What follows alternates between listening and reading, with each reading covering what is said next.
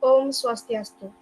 Terima kasih kami ucapkan kepada Bapak Igede Heri Wiguna SEMSI atas kesempatan yang telah diberikan kepada kelompok kami. Sebelum memulai presentasi, izinkan kami untuk memperkenalkan diri terlebih dahulu. Perkenalkan, nama saya Kadek Diana Dwiyanti dengan NIM 2017-05-1007 dan rekan-rekan saya, Madirina Sulistiasari dengan NIM 2017-05-1009, Komang Puri Arliani dengan NIM 2017-05-1021, dan Ketut Laksmi Ari Utami dengan NIM 2017-05-1026. Pada kesempatan kali ini, kami dari kelompok 5 akan membahas materi mengenai proyek keahlian teknologi sehari-hari. Untuk mempersingkat waktu, saya persilakan kepada pemateri pertama untuk menyampaikan materinya. Kepada Rina, dipersilakan. Baik, terima kasih atas waktu yang telah diberikan kepada saya. Di sini saya akan menjelaskan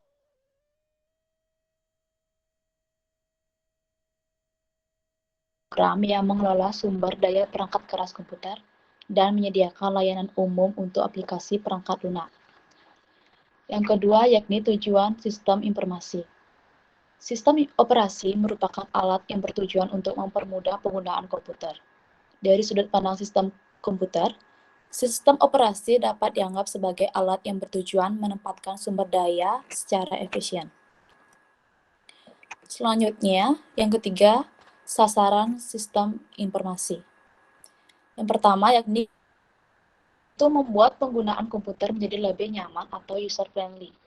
Yang kedua, efisien, yaitu penggunaan sumber daya sistem komputer secara efisien.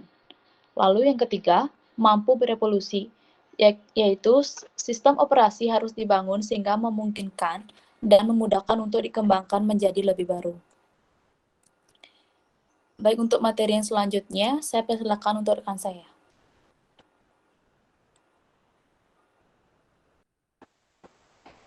Baik, untuk materi selanjutnya akan dibawakan oleh saya sendiri.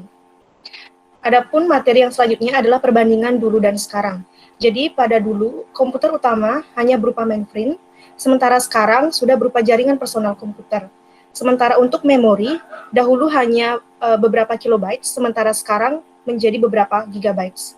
Untuk disk, dahulu hanya beberapa megabyte, sementara sekarang menjadi beberapa ratus gigabyte.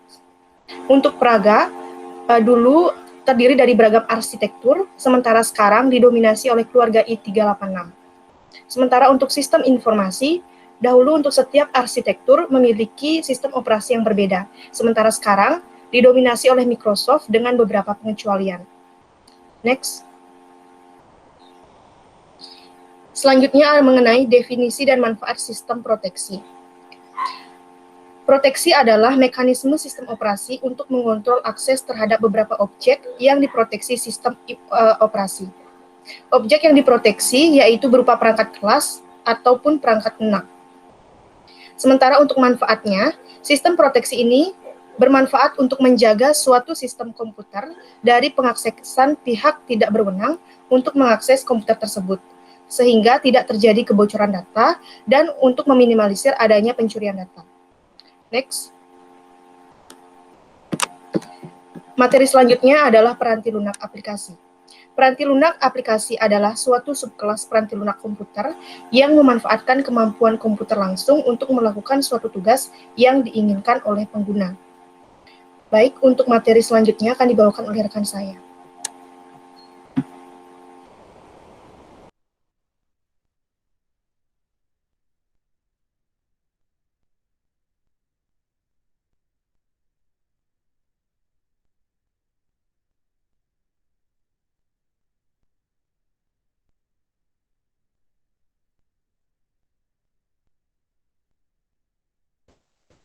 Baik, yang selanjutnya adalah peranti lunak aplikasi dibagi menjadi dua, yaitu yang pertama, Application Development Software adalah bahasa pemrograman pada generasi ketiga dan keempat termasuk dalam kategori Application Development Software atau ADS.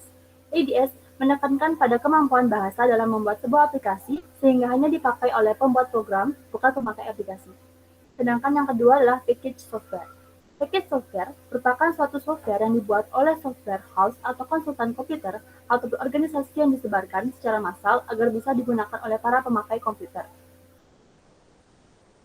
Program seperti paket akuntansi, perbankan, dan aplikasi yang dipesan juga termasuk kelompok package software. Materi selanjutnya ialah virus dan spyware. Virus adalah suatu program komputer yang dapat menggandakan diri sendiri kemudian menyebar dengan menyisipkan dirinya sendiri pada program atau data-data penting, individu ataupun sebuah organisasi. Berdasarkan cara kerjanya, virus komputer bisa dibedakan menjadi, yang pertama, worm, menduplikatkan dirinya sendiri pada hard disk sehingga sumber daya komputer atau hard disk menjadi penuh akan worm ini. Yang kedua, Trojan. Trojan mengambil data pada komputer yang telah terinfeksi dan mengirimkannya pada pembuat Trojan itu sendiri. Yang ketiga, backdoor. Backdoor hampir sama dengan Trojan, namun backdoor biasanya menyerupai file yang baik-baik saja, contohnya adalah G. Yang selanjutnya Laro, merupakan program yang meniru program antivirus dan menampilkan aktivitas layaknya antivirus normal, dan memberikan peringatan-peringatan palsu tentang adanya virus. Dengan begitu, pengguna akan membeli dan mengaktifasi program antivirus palsu tersebut sehingga mendatangkan uang bagi pembuat virus Trojan. Atau juga dapat membuat celah keamanan dalam komputer guna mendatangkan virus lain. Yang selanjutnya adalah rootkit, virus yang bekerja menyerupai kerja sistem komputer yang biasa saja. Selanjutnya ialah polymorphic virus, virus yang gemar berubah-ubah agar tidak dapat terdeteksi. Dan selanjutnya, metamorphic virus, virus yang mengubah pengkodeannya sendiri agar lebih sulit dideteksi. Selanjutnya, virus ponsel, virus yang berjalan di telepon seluler dan dapat menimbulkan berbagai macam efek negatif. Materi selanjutnya akan dibawakan oleh rekan saya.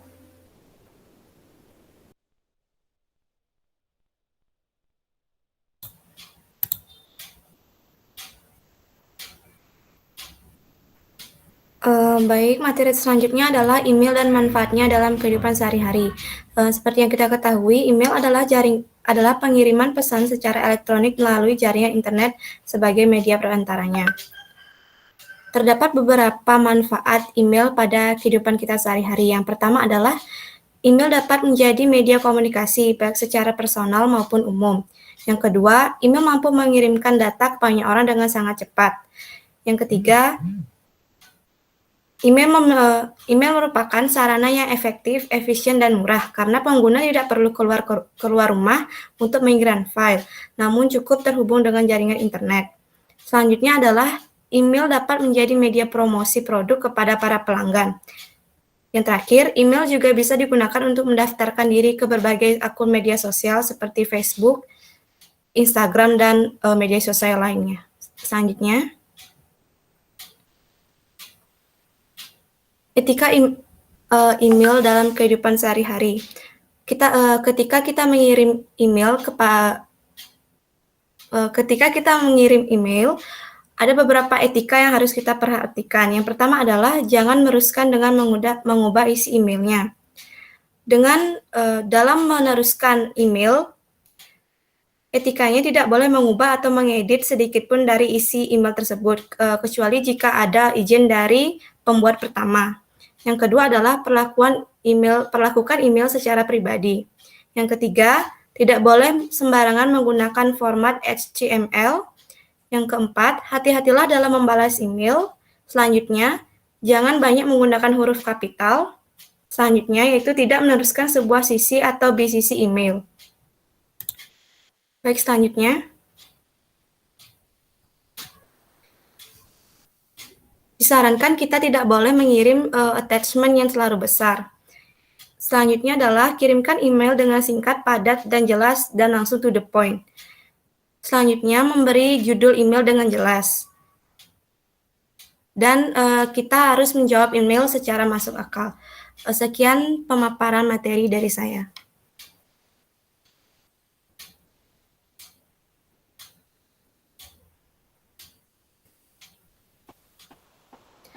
Saya kembalikan kepada moderator.